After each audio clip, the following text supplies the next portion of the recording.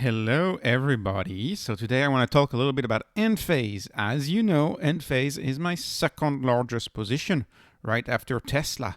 And of course, we all know why Enphase is a stock that's worth owning, is the fact that really it's been in the top 5 performers in the S&P 500 over the past 10 years. But did you know that if you look at Enphase performance over the past 5 years, exactly 5 years, you get even more stunning returns. And if you calculate those returns, you're at almost a 96% return year after year, average annual return over 5 years between September of 2018 and September of 2023. So the returns have been even more outstanding within the past 5 years. And it's often easy as an investor to forget about the long-term performance and just focus on the short-term performance. Oh, the stock got halved over the past 10 months, right? And that's what most people look at and they say, oh, this stock is worthless. But really, stocks and of course, past returns is no guarantee of future returns. Talk to your financial advisor. This is not investment advice. This is just entertainment, right? But let me entertain you with 2 facts about assets and about high-performing assets. First of all, assets tend to have a lot of inertia. And Enphase is a stock that has been in the top 5 for the past 10 years. So this stock continues to have inertia and will continue to have inertia in my view. The bump in price that we're seeing right now is temporary in my view because solar adoption is just beginning. We have just reached that 4 to 5% threshold of households adopting solar in the US. We're just past 10% in Europe. Adoption is going to be widespread of solar and it's going to benefit any stock in solar. Assets have inertia, which is why I believe over the long run, Enphase will continue in its trajectory, and its trajectory will continue to go upward, perhaps not as high as 95% returns, right, every year for 5 years, perhaps not as high as that, but pretty high in my view. This is not investment advice, of course, and also, people sometimes, I had a comment the other day in the comment section of someone telling me that they're weary of any asset that started dropping after 2021, after the bubble, of 2021. Well, first of all, I don't think 2021 was a bubble. I think it's the Fed who crashed everything by raising interest rates and creating gravity. I really don't think it was a bubble. But second of all, because I look at assets over a long-term period, over a 10-year period, let me tell you one thing. Bubbles seldom, very never, last 10 years. They don't last 10 years. A bubble doesn't last 10 years. Right? Last a few years, a bubble, not 10 years. These are stocks that have been outperforming for 10 years. And so that's why I'm very happy to own Endphase. I'm very excited about the trajectory of this company over the long run. And of course, right now, stock today is $123, and I like to zoom out. I like to zoom out, right? It's a 26 times your money over the past 5 years. It's not just a $123 stock, if that makes any sense. 26 times up. So why is the stock, quote unquote, down relative to 10 to 12 months ago? Why is it down so much? Well, Enphase is down because they have guided for a weak Q3, right? So the months that we're going through right now, that they will report on shortly, are their Q3. And they've guided for a weak Q3 as far as microinverters go. And the reason for that is because Badri, the CEO, told us on the call very clearly that they have to ship far fewer microinverters in Q3 to clear distributor inventory, which is why they've guided this way. They've only guided for $575 million of revenue because they got to clear the inventory of distributors. This Q3 right there will make for easy comps in the future, in my view. This is a company, Enphase, is purportedly holding back on shipments, which means that they overshipped. They overshipped in Q1. They overshipped microinverters in Q1, and that's why they have to ship less. This tells us something very important about Enphase. When Enphase is successful, you see this with a large lag in the sales of Enphase, i.e. the success of Enphase lags the success of the products in the marketplace. And got me thinking about this, making this video this morning. The sales of Enphase is not a B2B business. Enphase is a B2B to B to C business, right? Enphase sells to distributors, which then sell to installers, who then sell to customers. It's a very lengthy sales process. The success of Enphase in your neighborhood, putting solar panels around, that success is seen after 2 levels of removal. It's twice removed, if that makes any sense. So the success of Enphase is twice removed from their actual success in the marketplace, which is why the data that we're seeing right now down is reflective of issues that Enphase, in my view, was going through 9 months ago. 12 months ago. It's not reflective of what the market is right now and what the market is about to be, because there is a delay in how this product is sold, because this product is a B to B to B to C product. And that's why, once again, I'm very bullish on the stock and I'm very happy to buy the stock. Enphase is a stock that can't be held for the short term for these very, very reasons. The demand is removed from the growth. There's intermediaries. Enphase, in my view, is a stock that you can only think about with a long-term mindset, right? You can only own Enphase if you have a very long-term view, in my view. If you have a 10 years out view. Turns out, it is my view. I have a 10 years out view. So, let me talk to you about 3 general catalysts that I see for Endphase right now, and there's so many different catalysts, and that would make too long of a video. So I try to space my videos on Endphase and talk about each different catalyst each time. So let's talk about catalyst number 1 right now for Endphase. One of the catalysts, right? Many different catalysts, but one of them is the oil prices and the energy prices. Did you know that oil was up 30% over the past 3 months? Have you noticed, right? You may not have noticed. I don't know. But this is going to continue because Saudi Arabia has continued to cut barrels by 1 million, right, a month until a day, 1 million barrels a day until the end of the year. And so, one of the reasons why I bring this up is that because oil prices are going to stay elevated, and we don't know whether the U.S. is going to be able to have an impact on that, because this is the strategic petroleum reserve that the U.S. put in place in the 70s, and so this is the biggest reserve of oil in the world. Keep in mind, like this 500, this 300, this is 300,000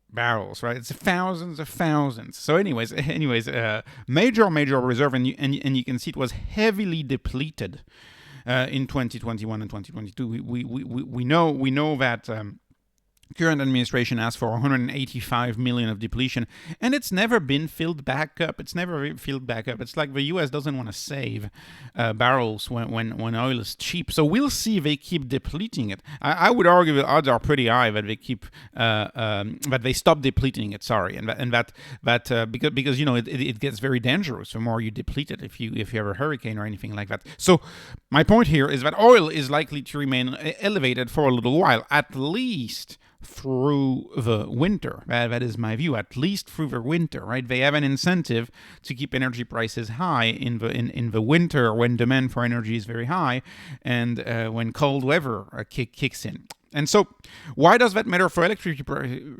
prices? You may say, wait a minute, electricity prices don't have anything to do with oil prices. Well, they do. Oil prices impact electricity prices. How? Because oil prices are heavily correlated with gas prices. This is an example of a correlation between crude oil and natural gas. You can see it's highly correlated, right? It's been going up since 2020, and so has natural gas, and it was slightly going down before that, and so was natural gas. So they're heavily correlated. And why are they correlated so much? Well, in industry, oftentimes, they will switch for oil or natural gas. There's a lot of manufacturing lines that can switch between one or the other. These assets tend to be interchangeable, and also these commodities tend to be a byproduct of each other, such that natural gas is often created as crude oil is created. So this is why we have a strong correlation between crude oil and natural gas. And why do we care about this correlation? Because 40% of electricity in the U.S., it's higher in many countries, actually. But in the US, 40% of electricity is made out of natural gas, but it's nearly 70% of a marginal supply of electricity that is made of natural gas. And we know that electric prices are traded at the edge. So what matters is the marginal cost. So it's 70% of a marginal supply of electricity, i.e. the edge of trading of electricity prices is dependent on oil prices. And so that's why it matters a lot, which means that if those oil prices stays elevated, if energy stays at $90 a barrel of oil, then electric prices are going to keep going up. And of course, why is this wonderful for Enphase? Because costly electricity means people are enticed by the electricity making machine that is Enphase, the free electricity making machine that is the Enphase energy system. Yes, you pay an upfront cost that you secure it with a fixed interest rate, right, over a 10-year period, 12-year period. And then you get free electricity for decades. And in my view, it's going to be well over 3 decades, because panels last longer than 25 years. Even though people who are bearish on solar will say, no, they become pointless, they become useless. No, they last longer than that. Just because a panel, as its efficiency dropped to 70%, doesn't mean that you're going to remove it, right? You're likely going to keep it, even though the efficiency has reduced from 100% of initial capacity to 70% of initial capacity. And Enphase products are warranted for 25 years, which means that in the real world, they likely know that their products are going to well outlast 25 years. That's typically how warranties work.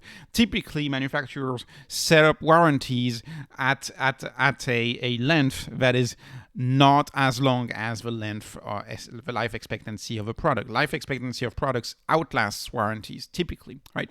So that's great for Enphase. Electricity prices going up is great for Enphase, because a lot of people are going to feel compelled to just get out of this electric energy price madness, get out of having Saudi Arabia decide your budget and decide how much you pay for electricity, and be freed from that, and actually just set up one-time expense, set up your solar panels, and then be good for the time that you own that house with your electricity and making your own electricity. So, okay, catalyst number two is interest rates.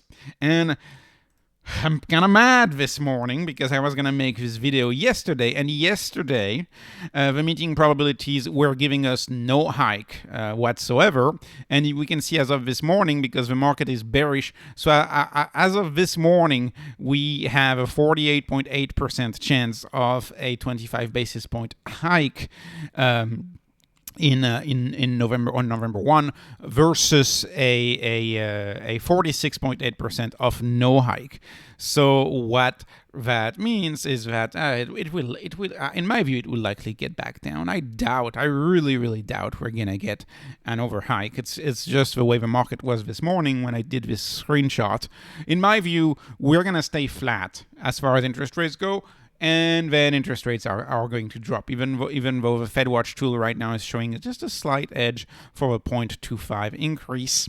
But, and this is what's important, the Fed is on the record using core PCE data as its primary inflation gauge. We know that it's what they look at, the core PCE now.